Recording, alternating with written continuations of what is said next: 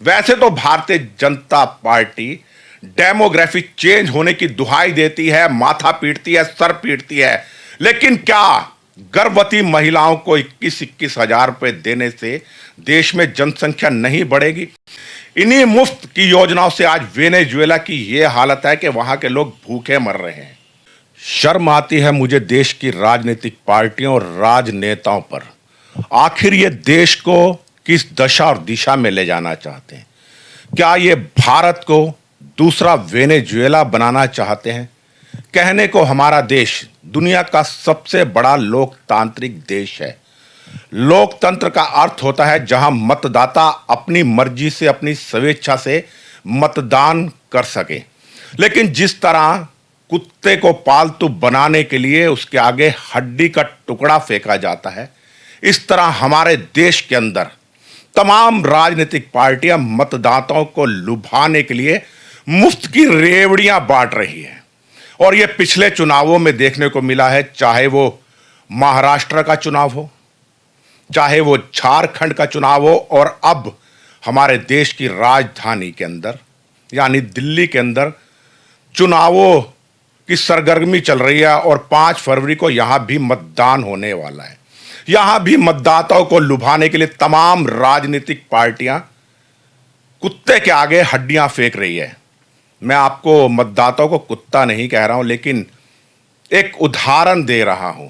जिस तरह हड्डी फेंकते ही कुत्ता दुम हिलाने लगता है, हमारे देश का मतदाता भी मुफ्त की रेवड़ियों के चक्कर में देश के भविष्य की तरफ नहीं देखता और उन भ्रष्ट राजनीतिक पार्टियों को वोट देना शुरू कर देता है।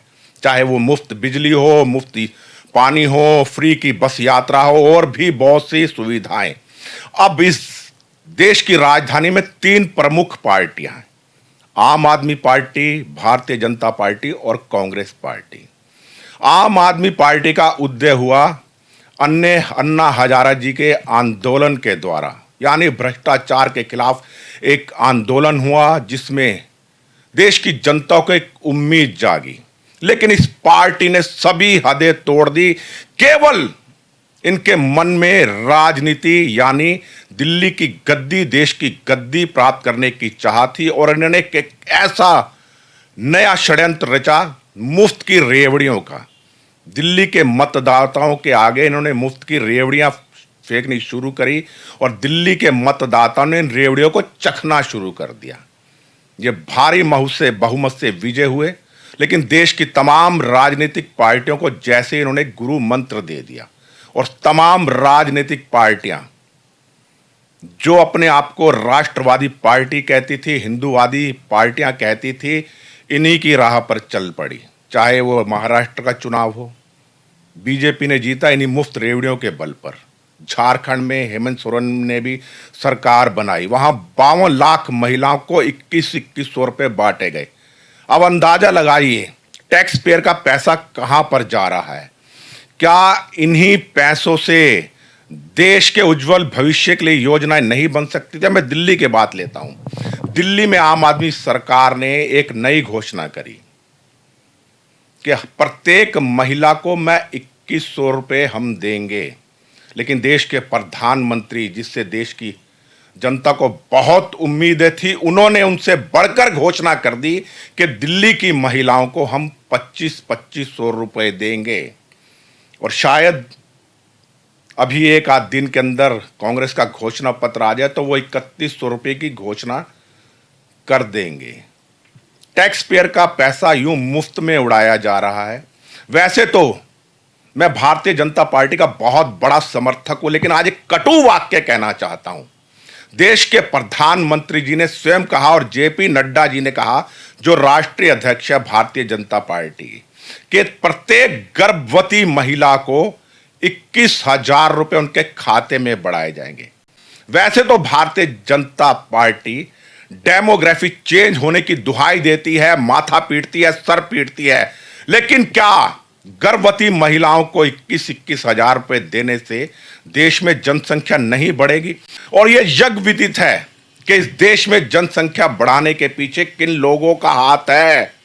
पूरे देश की डेमोग्राफी बड़ी तेजी से बदल रही है।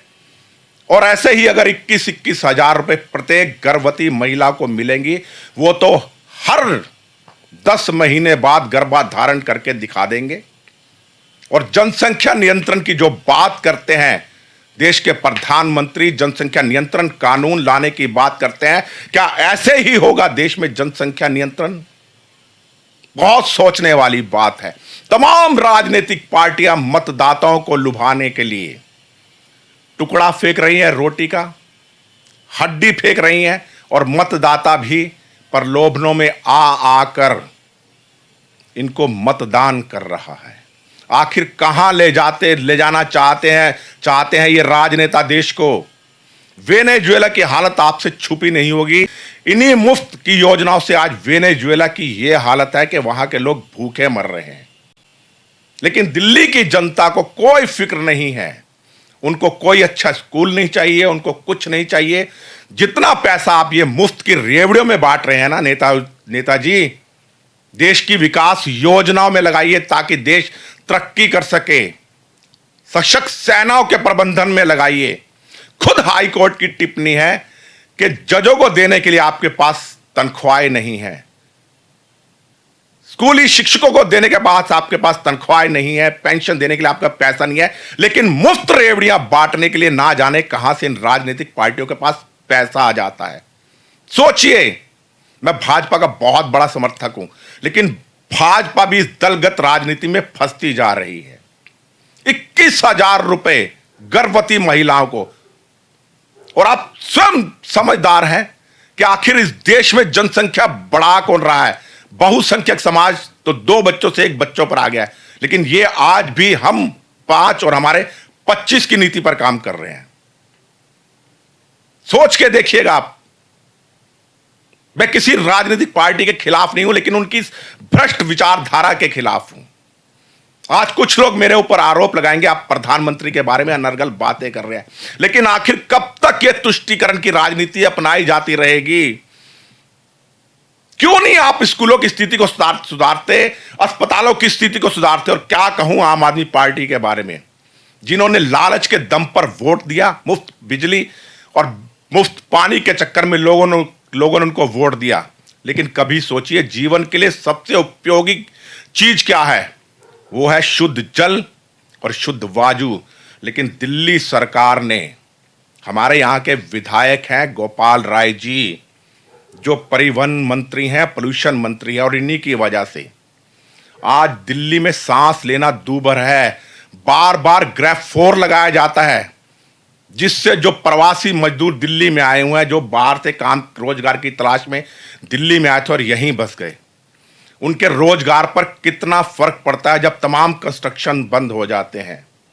और दिल्ली में अगर आप सांस लेते हैं तो 21 सिगरेट का धुआं आपके शरीर में जा रहा है। इतना पोल्यूशन है दिल्ली में, बार बार सुप्रीम कोर्ट को ग्रेफ-4 लगाना पड़ता है। पानी इतना गंदा आता है कि उस पानी को पीने के बाद आपको पीलिया, डायरिया, हैजा तक हो सकता है। तो आपने अपने जीवन से खिलवाड़ कर मुफ्त की योजनाओं के चक्कर में ऐसी भ्रष्ट पार्टी को वोट दिया, और अब भाजपा और कांग्रेस भी इन्हीं की मुफ्त योजनाओं के पीछे चल पड़ी है। समझिएगा। और अब मैं कहना चाहता हूं सुप्रीम कोर्ट के माननीय न्यायाधीशों से, आप जब मंदिर मस्जिद का मसला आता है तो आप स्वतः संज्ञान लेते हैं, कहीं बुलडोजर चलाने का मामला आता है तो स्वतः संज्ञान लेते हैं। क्यों नहीं देश के माननीय न्यायाधीश उच्चतम न्यायालय के स्वतः संज्ञान लें और इस पे सख्त एक्शन लें कि तमाम राजनीतिक पार्टियां जो मुफ्त की योजनाएं चला रही हैं, इन मुफ्त की योजनाओं पर पाबंदी लगना चाहिए। नहीं तो मैं समझूंगा देश का उच्चतम न्यायालय भी इन राजनीतिक नेताओं और राजनीतिक पार्टियों के साथ मिला हुआ है। ज्यादा नहीं कहूंगा, आप लोग समझदार हैं। मुफ्त की रेवड़ियों के चक्कर में अपने भविष्य से खिलवाड़ मत कीजिए, नहीं तो आने वाला समय आपको धिक्कारेगा। बस इसी के साथ अपनी वाणी को विराम देता हूं। मैं राजेश भसीन, संवाद नेशन के साथ। जय हिंद, जय भारत।